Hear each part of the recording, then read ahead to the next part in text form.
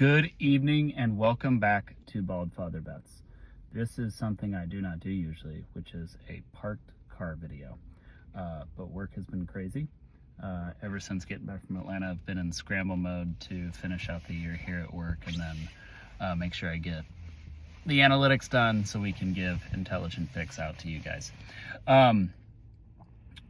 So do a quick recap because I didn't come at you guys with the video yesterday. We did give out picks yesterday, which did well, finally, my goodness. Give a quick recap of Saturday and Sunday, give our pick for Monday Night Football tonight. But please, just want you guys to double check first, subscribe to the channel, notifications on so you get our community posts for situations like yesterday when we only were able to make a post on the picks. And then help support the channel, like, share, comment on this video. Steal your mom's phone, subscribe to the channel from her account, steal your dad's phone, do the same thing. Just want to grow this channel, get in the YouTube algorithm, and have a smart community here, better so that we can all rely off each other, all have conversation with each other, and obviously it's just a lot of fun when you have these conversations back and forth. Quick recap of Saturday. Not a positive day for us, 5-14. Big hitters there were Texas and Georgia, and then Penn State and Oregon not going our way. We did obviously get Clemson right, and we did get Ohio right. And an apology to Marshall. I said that they did not have the firepower. Obviously they did. Now, Louisiana losing their quarterback, who was already the backup quarterback, so then they were down to third string, had a big part in that.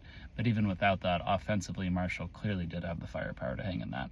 And that was honestly the big reason why we were picking Louisiana, was we did not think that Marshall had that firepower. So apologies to Marshall.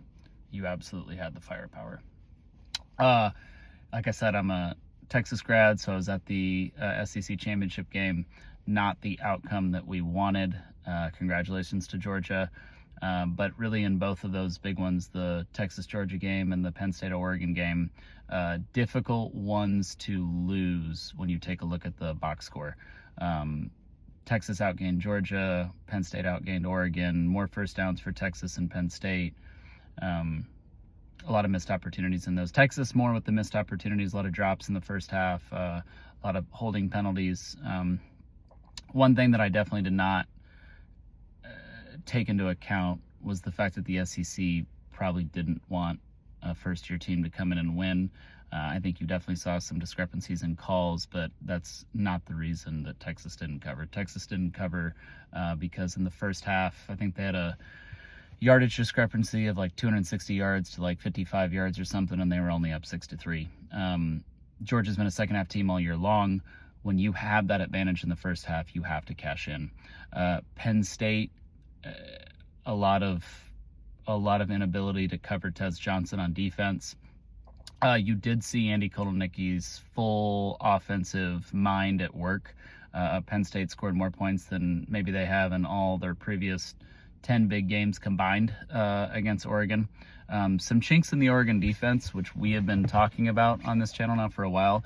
Oregon's has a difficulty in stopping the run.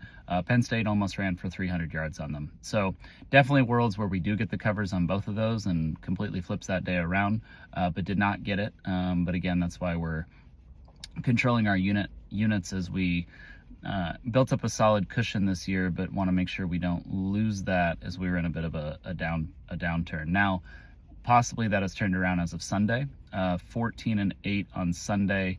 A lot of positive plays for us, and then some things where didn't go our way, but really got lucky with Miami getting the cover against the Jets. We were not covering all game until the very end, and we got that. Nice to be on the right side of a Jets debacle.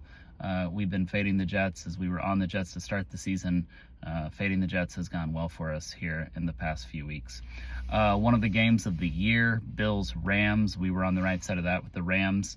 A lot of why I am not as high on the Bills came out.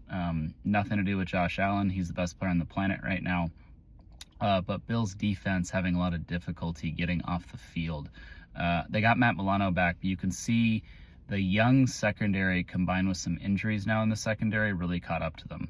And when you had an offensive mind like McVay, able to take advantage of those with a very accurate Stafford, it didn't really matter what Josh Allen did. 3 touchdowns passing, 3 touchdowns rushing. I think he's the only quarterback in the history of the NFL to do that, and they still lose 44-42.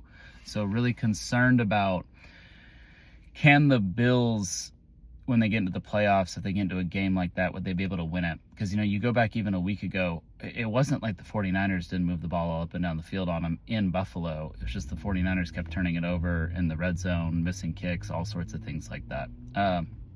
Offensively, the Bills are unstoppable when they get going, but defensively, can they get off the field? Will be very interesting to see the Bills-Lions game this next weekend when the Bills go up against probably the best offense in the NFL when they're playing at home in a dome. I concern about the Bills on the defensive side, but then also Bills' ability to take advantage of what will be a healthier Lions defense, but absolutely not 100% back at all. Another game where you could see a final score of like 45-42. But that's it really for a recap. So we're middling around this week, which is better than last week after kind of the disaster we had. Let's hope yesterday was that turn for us. But really, I think we're -3 units on the week. So with a 2-unit play tonight, we're either going to end up -1 or -5. So, I mean, really to middle for this week. But again, I'll take that after kind of the luck really went sour on us in the previous week. So we are looking at tonight's game, Bengals, Cowboys. Interesting here on both sides. You have a Bengals defense that hasn't been able to stop anything, and you have a Cowboys defense that has not been able to stop teams from running the ball. I think you're going to see a lot of points. I think you're going to see a desperate Bengals team. I think you're also going to see a desperate Cowboys team. One thing that people have forgotten is that mathematically the Cowboys are not eliminated from the playoffs. Whether or not you think they could do anything with Cooper Rush if they got there, whether or not you think they could make it in the wild card with Cooper Rush and win out, that's irrelevant to the fact that those players are still playing for the fact that they think they can go to the playoffs. I very strangely like the Cowboys in this situation, and that mainly has to do with the fact of just how porous that Bengals defense has been, and how Cooper Rush continues to be a very accurate backup quarterback when he comes in. Manages the game well. Usually, Mike McCarthy doesn't ask him to do too much outside of what he can do, other than rolling out on a 4th down when they're trying to go for it. That was a wild decision.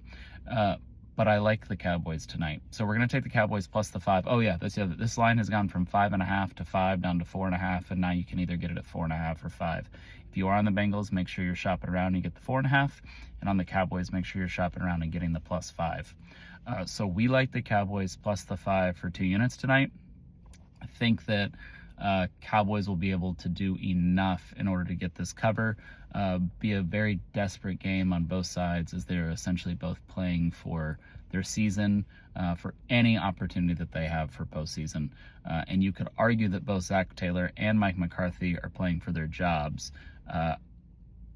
I don't think it's that severe. Bengals have shown a history of really not firing head coaches, along with Cowboys. We will see what happens in the offseason with both of those. But I actually kind of think that both coaches will still end up being there next year. And I think both kind of get a pass on this year, given injuries that Cowboys have had on the offensive side, and then Bengals for the defensive side. But I think we'll definitely see some potential position coach changes, as well as positions that will be addressed via free agency and the draft. But like the Cowboys tonight, plus the 5, 2 units. In Jerry World, where they finally got a win. I did see one of the coolest stats ever, that Arizona State has scored 5 touchdowns in Jerry World this year, and the Dallas Cowboys have scored 4. Pretty funny stat. But like them to get a win, not a win, but at least a cover here at home. Just think that Bengals can't put people away with that defense. So on the Cowboys plus the points for 2 units. And that's going to be it for us. Looking ahead in college football playoff, every single one of these games is above a touchdown. in terms of the point spread. Not surprised at all, given the fact that you have home field advantage in all these games, and given the fact that some of these lower teams that got in on these bottom seeds, they're not SEC teams, they're not high firepower teams. You have some less talented rosters going up against some of the more talented rosters in the sport. I think that you're going to see some interesting live movement go on. Texas came out on a -10. They're already up to a -11. I think a lot of that has to do with the fact that they limit explosive plays, and Clemson's very explosive play reliant. You've seen that the line for Ohio State has gone all the way from -7 to -7.5. Very significant when you come off of a 7 or come off of a 3, either way. So sharp money initially coming in on Ohio State and Texas. A lot of people doubting Indiana. It's funny, I think of all the road teams, Indiana actually is the one with the best chance to get an outright win. Now, we may be on Notre Dame minus the points, still have to do more analysis. But when it comes to an outright win, I mean, Indiana's playing a game in Indiana, so cold weather's not really going to impact them. They've been a highly efficient team. And you still have questions with Notre Dame, especially with what USC was able to do to them through the air, about their secondary and about their defense. And Coach Cignetti, he does win outside of that Ohio State game. I think that one was just kind of a roster game, didn't really have a chance there. But we will be continuing to analyze those throughout the week. Obviously, we have NFL this next week, no college plays. We will not be betting the bowl games here at Ball with Father Bets, just too much variance in terms of who plays, who doesn't, who cares, who doesn't. And I think you're going to see even less people caring about the bowl games now that you do have the college football playoff. But thank you guys for supporting the channel. We will be back at you Thursday for Thursday Night Football. Got a banger between the Rams and the 49ers, both kind of playing for their postseason lives. And let's go Cowboys tonight. Again, thanks. Please support the channel. Spread this video around, like, share, comment. And we will get back at you next week.